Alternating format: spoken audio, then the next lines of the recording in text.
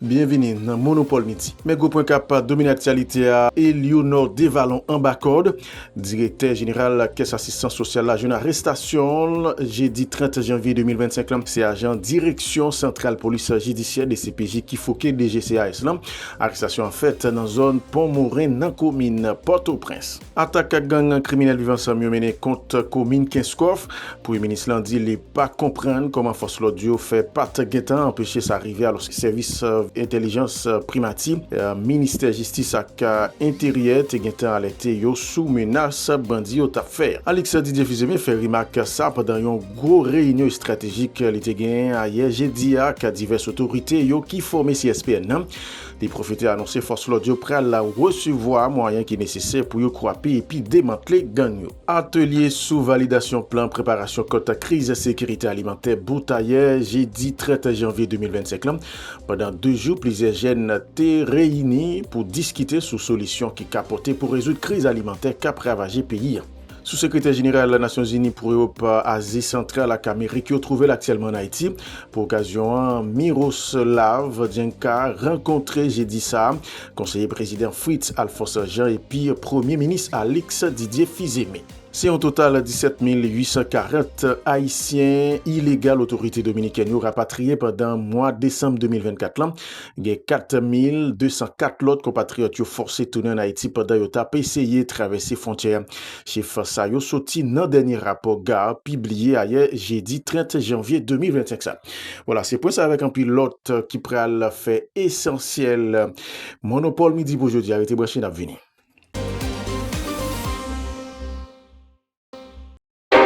La radio Télémonopole, en partenariat avec le groupe Communication, Éducation, Culture, groupe CEC, a le plaisir d'annoncer le lancement d'un grand concours d'interprétation des plus belles chansons d'amour. Depuis moi tout petit, c'est vous-même que moi t'ai choisi. Dont les publics cibles privilégiés sont des élèves et étudiants des écoles et universités publiques ou privées de la région métropolitaine de Port-au-Prince et des provinces. Cette activité socio-culturelle qui est à sa première édition constituera donc un podium pour les jeunes et notamment les élèves de secondaire 1 au secondaire 4 qui pourront en profiter pour mettre en exergue leur talent. Ce concours se déroulera autour du thème « Dîme ou remède ». Il sera axé sur des chansons interprétées dans l'une ou dans d'autres langues suivantes, car le langage de l'amour est universel. Créole, française, anglaise et espagnole. Frais de participation, 10 000 gourdes. Premier prix, 1 million de gourdes. Deuxième prix, 500 000 gourdes. Troisième prix, 250 000 gourdes. Il est prévu aussi des primes de consolation. Toute autre information supplémentaire, suivez Radio Télémonopole sur sa fréquence 96.3 FM ou la chaîne 5 Télémonopole. Ou encore, pour toute information, contactez les numéros suivants. 49 30 49 49 55 52 0303 www.radiotélémonopole.com. Pour ce premier concours de chansons des amoureux, que les meilleurs gagnent. Attaque gang criminel vivant ensemble mené contre commune Kinskov. Premier ministre dit il pas comprendre comment force l'audio fait pas de gain temps empêcher ça arriver alors que service intelligence primative ministère justice ak intérieur te gain alerté yo sous menace bandi yo ta fait Alex Didier Fizeme fait remarque ça pendant une gros réunion stratégique li te gain hier jeudi ak diverses autorités yo qui formé CSPN. Puis loin chef CSPN annoncé force l'audio prêt à la recevoir moyens qui est nécessaire pour yo croiser et puis démanteler gang. Selon PM nan faut que la Perez la changer quand on suive PM Alex Didier Fizeme. Nous-mêmes là qui constituent CSPN, qui c'est pouvoir politique qui est responsable de questions sécuritaires. Nous sommes venus là pour nous renouveler l'engagement à travail que la police nationale a fait et pour nous renouveler l'engagement à la population que sécurité c'est priorité numéro 1. En même temps que nous sommes là pour nous renouveler l'engagement ça et tout, nous sommes là pour nous tout poser questions, pour nous poser tête questions. Par exemple, qu'est-ce qu'offre? Nous te connaissons service intelligence police, service intelligence primature, service intelligence ministère intérieur, ministère de la justice, te dit nous que tu as mal un problème. Qui j'en fait ça arriver? Et m'a profité pour me saluer tout le monde qui est victime dans la zone qu'est-ce qu'offre là, monde qui mourit. Hier matin, j'ai envoyé ministre santé publique là, à le médicaments, à secourir monde qui blessé, monde qui l'hôpital. Matin, nous avons instruction par le ministre intérieur pour envoyer aide pour monde qui déplacé dans la zone ça. Pendant notre renouvelé l'engagement, nous avons essayé de comprendre tout. Qui j'en nous fait connaître et nous quitter ça arriver pour que dans le futur, ça va arriver encore. Engagement gouvernement clair, sécurité pour tout Haïtien indistinctement. Nous venons côté collé avec police là, nous venons assurer que quel que soit ça le besoin, j'en fais déjà, n'a continué par le support, quels que soient les outils que lui dit nous que le besoin, n'a assuré nous que lui gagne. Gouvernement que m'a dirigé aujourd'hui et CSPN ça qui présent avec nous aujourd'hui a dit toute population, n'a travaillé pour que seule et première revendication population qui c'est sécurité bien pour l'aboutir avant longtemps. Atelier validation plan préparation contre crise de sécurité alimentaire Boutaille jeudi 30 janvier 2025 là.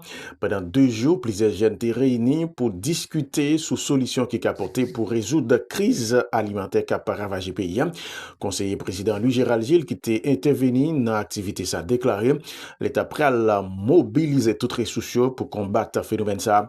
Il fait qu'on est prêt à parler de problèmes là tout dans le prochain conseil municipal. J'ai pris note de toutes les opportunités et de tous les avantages pour un pays comme Haïti, d'élaborer et de mettre en œuvre le plan de préparation aux crises de sécurité alimentaire et nutritionnelle qui permet notamment de dégager une vision partagée de la crise alimentaire pour une réponse multisectorielle et consensuelle à la hauteur de la gravité de la situation. Mobiliser des ressources techniques et financières d'un éventail de partenaires, institutions humanitaires de développement pour apporter une réponse la plus ambitieuse possible. Jeter les bases pour une prise en charge responsable et durable par l'État haïtien de la question de sécurité alimentaire en Haïti à travers une approche inspirante servant de cadre de référence au gouvernement subséquent. Cette insécurité alimentaire a son corollaire direct avec l'insécurité globale. Il est temps, nous devons prendre conscience qu'aujourd'hui, en effet, nous vivons une crise alimentaire globale associée à cette crise sécuritaire. J'ai pris conscience du défi de gouvernance de la sécurité alimentaire et nutritionnelle qui limite les effets multiplicateurs des programmes d'intervention mis en œuvre et entrave du coup l'exercice des fonctions régaliennes de l'État, notamment ses fonctions de régulation et de redistribution dans un contexte de pauvreté et d'insécurité alimentaire massive. Je m'adjoins dès aujourd'hui aux efforts du ministre de l'Agriculture, agronome Vernet Joseph, avec le coordonnateur de la CNSA, agronome Armel Cazo, pour doter le secteur de sécurité alimentaire nationale de cadre juridico-légal qui suppose d'une part l'adoption en Conseil des ministres encore du décret-loi portant la création de l'ONASAN et d'autre part du plan de préparation aux crises de sécurité alimentaire validé ici en atelier. Le but visé est la création d'une architecture institutionnelle favorable à la coordination efficace des programmes nationaux et de l'aide externe, à l'intersectoralisation de la SAN dans les politiques publiques, la mise en place de systèmes de prévention et de gestion des crises alimentaires. Dès le prochain Conseil des ministres, c'est sûr que ce décret sera délibéré. Si en total 17 840 Haïtiens illégaux autorités dominicaines ont rapatrié pendant le mois de décembre 2024. Là. Il y a 4 204 autres compatriotes qui ont forcé de tourner en Haïti pendant qu'ils ont essayé de traverser les frontières. Chiffre ça est sorti dans le dernier rapport groupe Cap appuyé rapatrié à réfugiés publié jeudi 30 janvier 2025. Là. Dans le rapport, la gare précisé qu'ils ont enregistré un total 31 368 migrants haïtiens. Ils ont même qui décidé peut-être pas retourner dans le pays. Puis loin garde dit yo noté divers cas droits migrants haïtiens yo pas respecté tant que arrestation arbitraire, fermé en prison dans mauvaises conditions, brutalité physique puis agression sexuelle et harcèlement sur femmes haïtiennes migrants yo. Kilti Koulia dans le journal là, un colloque sur protection bien qu'il tire la site patrimoniaux lancé journée jeudi 30 janvier 2025. L'activité ça capable durer 2 jours visé sensibiliser acteurs dans le secteur qu'il tire là sous enjeu qui gagne dans le domaine préservation patrimoine national pendant il y a pris en compte cadre législatif et juridique. D'après conseiller Fritz Alphonse Jean qui était présent dans l'activité ça, compte ça marqué une étape importante dans la mobilisation acteurs a fait en faveur d'une plus bonne façon pour préserver le patrimoine qu'il tirait lieu. Fritz Alphonse Jean. Avec les fortifications de Fort-Liberté, évidemment, je regarde les indices avec intérêt parce que c'est quelque chose que j'ai tiré il y a de ça quelques années. Le document de leur côté, ils ont écrit. Les fortifications de Fort-Liberté au sud, avec le parc national, qui héberge le plus de monuments classés patrimoine mondial par l'UNESCO, et au nord-ouest par le fort Picolet. Au centre de ce triangle que j'appelle le triangle merveilleux se trouve le bois Caïma, la Mecque de la liberté. Tous des espaces stratégiques qui doivent être protégés. La croisade de destruction nationale des bandits de tout acabit, avec ou sans cravate, revêt une dimension symbolique en s'attaquant à nos patrimoines, nos biens culturels, nos valeurs et notre identité. Il s'agit d'une déconstruction programmée pour semer le doute sur ce passé glorieux qui a accouché l'unique révolution d'esclaves réussie dans l'histoire de l'humanité. La protection des espaces stratégiques, comme le bois Caïman, pour nous répéter la Mecque de la liberté, la citadelle La Ferrière, ce fier symbole de résistance, doit être combattu par la puissance publique avec la dernière rigueur. L'État doit aussi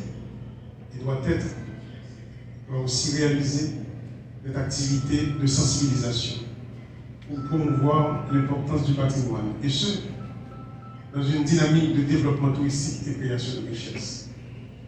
Aujourd'hui, c'est donc l'occasion pour la présidence de féliciter les organisateurs, tous les intervenants dans ce secteur, notamment le ministère de la Culture et de la Communication, dans la mise en œuvre de ce colloque. En organisant ce colloque, qui verra la production de stratégies pour sécuriser nos richesses culturelles, vous valorisez le travail des précurseurs et fondateurs de cette nation. Contribuer à cimenter les liens. Le colloque s'est déroulé dans l'idée pour développer diverses stratégies qui permettent bien culturel, site patrimoine, pays à bien protégé. Plusieurs acteurs politiques à culturel étaient réunis sur même table, côté yo t'a brassé l'idée et puis faire proposition pour protection bien culturel yo dans pays. Ce colloque vise à affirmer au effort que la nation haïtienne refuse de se détourner de son passé glorieux, refuse de voir ses monuments devenir des ruines, abandonnés ou des butins de pillage. Face à cette urgence, sous l'autorité du Conseil présidentiel de transition et du gouvernement, le ministère de la Culture et de la Communication prend ses responsabilités et vous invite aujourd'hui à une grande réflexion collective. Ce colloque se veut un espace d'échange, d'analyse et d'engagement. Il a pour objectif principal de sensibiliser l'ensemble des acteurs culturels, politiques, judiciaires et sécuritaires à la nécessité d'une action concertée pour la protection de nos biens culturels et sites patrimoniaux.